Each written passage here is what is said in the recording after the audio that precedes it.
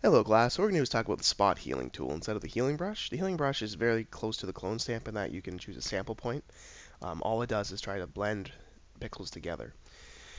The spot heal ultimately doesn't allow you to choose a sample point, but that is actually useful for when you're dealing with small areas like this, little bits of dust, and you don't have to worry about trying to bring in areas to cover it. So here's how this works. Well, first of all, we're going to duplicate our background layer, call it base.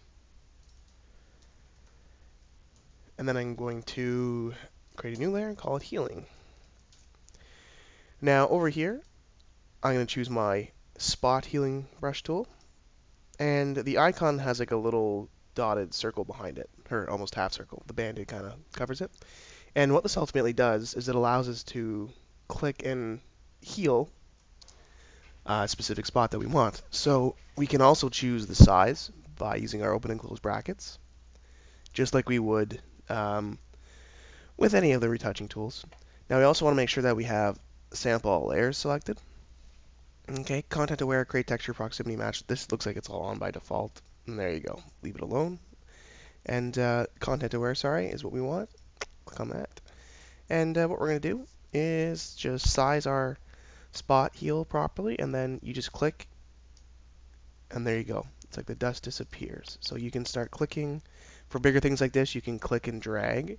And you see this extra dark, I'll turn that little red thing off, this extra dark area, that dark area represents, because I'm still clicking and holding, represents what will be healed. So everything inside of that dark area will kind of be blended together.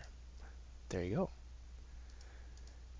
And look at me go. I can, again, change the size on the fly. There we go. But ultimately, look how quick this actually will go in terms of cleaning dust.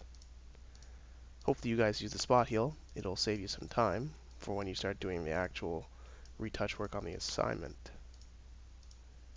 There, in a few small seconds I've gotten rid of a lot of that dust, and if I turn my healing layer on and off, I can see it actually does a pretty good job. I really don't see too many areas of issue here. I see a couple here, but you can also go back over an area, and if you click and hold and drag, it'll use more pixel information to blend, so you can blend large areas.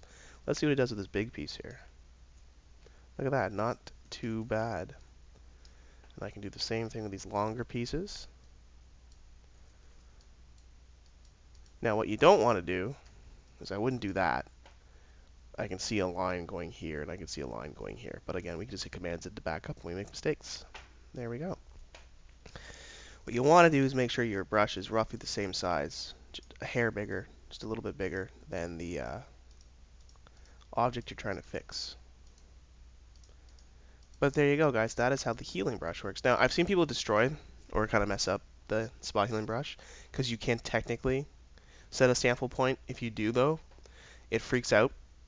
Okay? If you hit continue, it no longer works the way you'd want it to.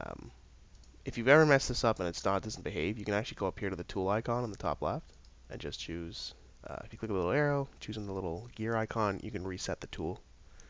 Reset tool, and it'll go back to the way it should. If that ever happens.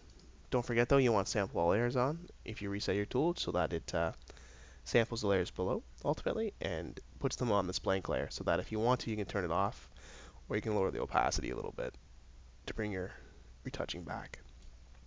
There you go, guys. That is how the spot healing brush works.